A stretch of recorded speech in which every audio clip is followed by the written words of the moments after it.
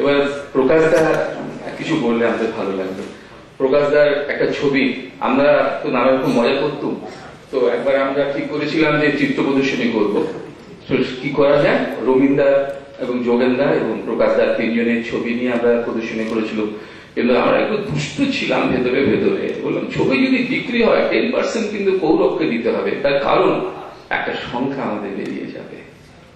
ঠিক আছে, তোর কর, তোর ছবি নিয়ে যা, যদি বিক্রি করতে পারিস 10% তোদের, বাকিটা প্রকাশদা। অমিতাভ যা বললে ঠিকই, আমাদের জীবনের অস্তিত্বের সঙ্গে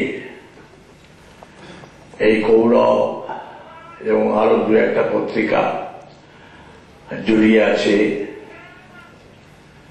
এবং জীবনের স্মৃতিচারণের মধ্যে দিয়ে যে অবস্থানগুলো 50-এর শেষ, 60-এর দশক, 70-র দশক আমাদের কেটেছে, এই ছবি আঁকা, নানা জায়গায় ঘুরে প্রদর্শনী করা, বিশেষ করে ছোট পত্রপত্রিকা এবং নিত্য ম্যাগাজিন বলতে যা বোঝায় তার প্রচ্ছদ থেকে আরম্ভ করে সমস্ত দায়ের ভার